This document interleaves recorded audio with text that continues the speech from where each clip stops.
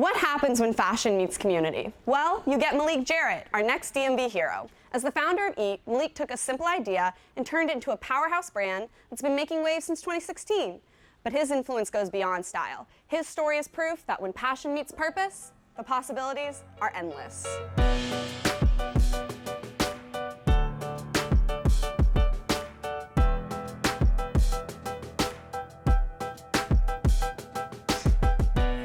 I appreciate you sitting down with us today. It means a lot. First, I guess I would love to start with, a little bit more about yourself and what it was like growing up in the DC area. So for me, growing up in the DC area, mostly Northeast and Southeast, I was privileged to always have that village or community around. So where we're at right now, Beacon House, is where I spent most of my time, and Beacon House introduced me to sports and different programs that kind of helped shape who I am today, not just, as far as an entrepreneur, but artistically and emotionally as well. So growing up for me in DC, I would say I was very privileged, but it wasn't like the privilege that most people, think of. It was just like the simple, small things. I'd love to talk more about your brand, E.A.T. I'd love to know what inspired you to start the brand and, kind of what its mission is. E.A.T stands for Elevate All the Time. And one of my slogans is yesterday was yesterday. Initially when I started it, it was just a way to brand myself with my photography. My senior year at Virginia State, I was introduced to a camera, and ever since then I was like, this is what I want to do, And so I started branding myself with E.A.T, and then I had to make it make sense, because I always wanted to, inspire or motivate people with anything I did. And then during that time of my life, I was just like fresh out of college, like really motivated, during the time where most people are kind of discouraged. I was like just the opposite. So, I came up with a name for it, Elevate All the Time. And it just grew from me taking pictures and sneaking into different concerts in the DC area to this big, brand, not just known for clothing, but, our impact in the community as well. And being young, 11 years old, 13 years old, I never in a million years imagined that I would be doing the things I do or, being in the spaces that I'm in. But I always knew, like I said, just because of my community and my village, that I would make an impact, because adults will always tell me that. They used to think I was going to be like the president or something. Hey, it's not too late. Right, yeah, not at all. But I know that obviously community is a big part of E.A.T. Mm-hmm. I know you established E.A.T Cares. Can you Yes. explain the difference or how that became a part of E.A.T? Right, so it just came naturally. When I first started selling my clothing, it was the community that supported me first, before I had a website or before people in other states were buying, my clothes, or before anyone knew about me. It was just me going around in my Nissan Altima, just selling shirts and hats out of my trunk. It was very early I noticed, I just kind of felt like, okay, I'm seeing things in these communities that I could help out with, and these communities are supporting me, so it's only right for me to support them. And so I was just doing, just the regular things, and early on, that was my mission. If we could just start off with providing privilege to kids, then that's that could be everything. So I started off with mostly just working with not just kids, but single moms, and I kind of started reaching out to working with more the families of incarcerated males, doing those type of things and trying to be that bridge. I just saw things that I could help naturally, and then with E.A.T Cares, people saw me doing my thing. They was like, okay, you want to help out? You have a nonprofit? I was just doing it all backwards. They was like, you should establish a nonprofit. You could do it this way, and so that's the way I did it. But I didn't have a mentor. I was ignorant to all those things. So E.A.T Cares just came about with me just doing the work that I was already doing. I'd love to know more about how E.A.T proceeds work. What do you do with the money that you get? My main priority has just been community, really. I know it started off with just, the clothes and everything, but it kind of shifted. And so it varies, month to month. My whole mindset was, if I have enough to just get my next order, then everything else can just go to, philanthropy. Because if I can buy this many hoodies, then that will be able to pay for my bills, and then even the extra money can roll over back to E.A.T Cares. So to answer your question, it really just varies. It's been some months where maybe, we just needed 20% of the profits to go to, the philanthropy. But it's been some months where it's taken 80% or all of it. Speaking of that human focus and helping people, I know you do a lot of work with Beacon House where we are today. Could you tell us a little bit more about what Beacon House is and how you originally got involved? So Beacon House is just a safe space. That's what it's always been for me and plenty of other kids, not just from the Edgewood community, but anyone playing with the Beacon House organization. The Beacon House organization, as far as football, sports, cheerleading, branches out all the way even into Maryland. So Beacon House has just been that safe space that you can always come to. If you needed to be fed, you can be fed here. If you needed to do homework, you can do homework here. If you need a quiet room to just sit, they can give you a quiet place to just sit.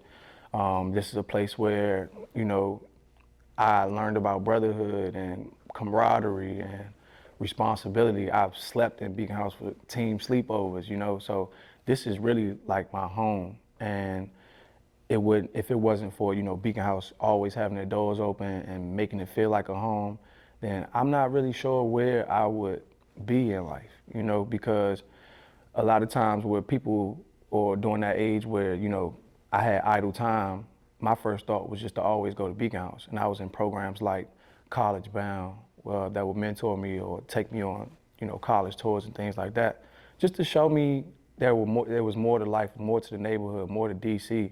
And those things shaped my mind to dream and think big. Well, thankful for Beacon House. I've been playing pool since day one here. One of the things that kind of got me, involved in being more hands-on is just being able to walk through the door and see a kid that I never met before and say, "You Malik, right?" And I'm like, "Yeah." And they're like, "I want to be just like you. Like, I want to learn everything you know. Like, teach me how to do this, teach me how to do that." And that's what I get, from everywhere. But just seeing it in Beacon House is just like, that's me, and I'm the person that some of my friends needed to come through that door. What issues do you think children are facing today that, Beacon House and E.A.T helps address?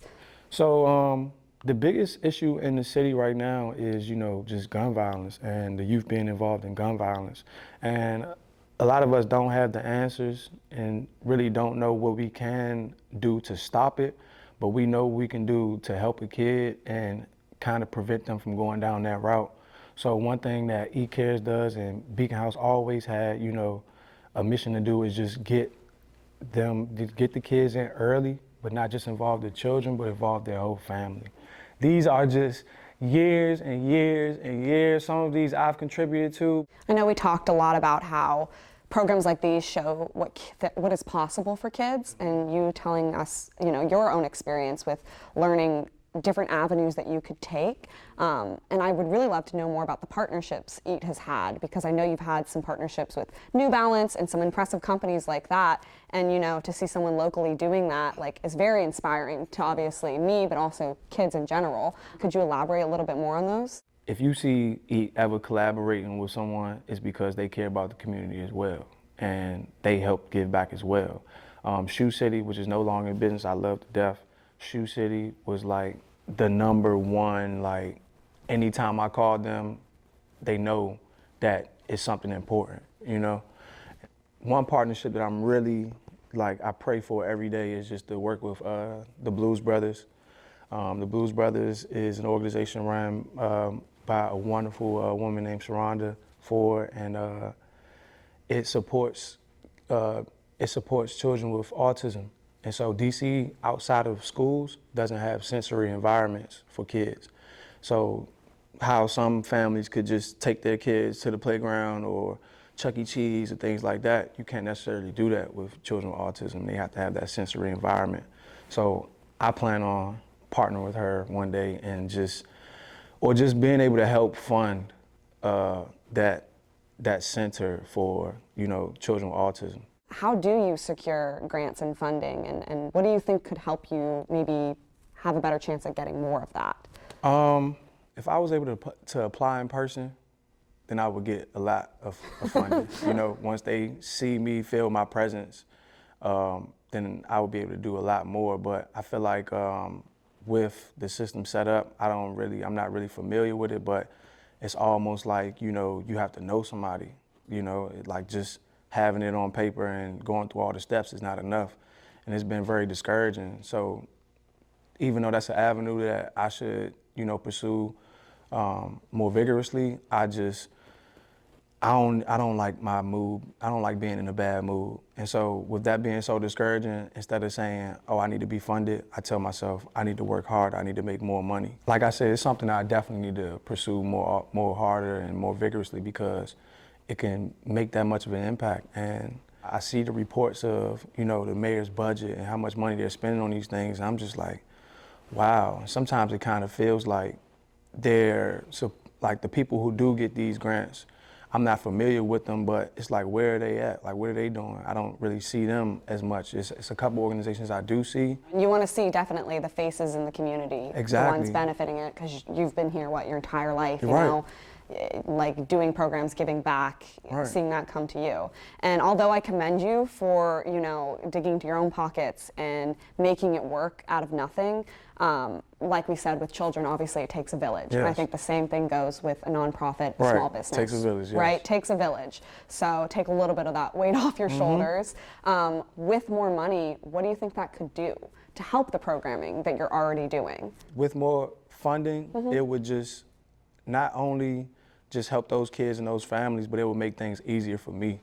It would make things easier to plan when it's time to go, when I have an idea to go on a college tour, or when it's back to school and, 6 of the families I'm helping out, the parents are in a bind, and they're like, I don't know if I'm gonna be able to get, new shoes this year, things like that, or Christmas time. But outside of those things, just being able to set up more programs. Like, I was blessed to have an entrepreneurship program with Department of Youth Rehabilitation Services and with Ketchum Elementary School.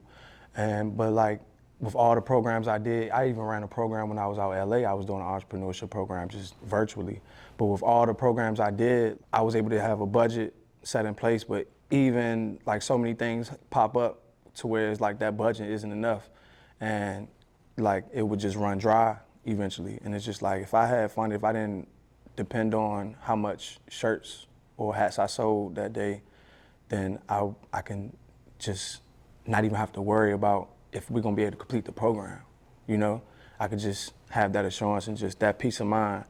And then also I could bring more people on that care about the same things I care about, and that can help me as well, because it takes a village, and I'm just one person, but it's so many more people like that I could bring with me, and that kids can see just as cool, just as popular, and could see in that same light.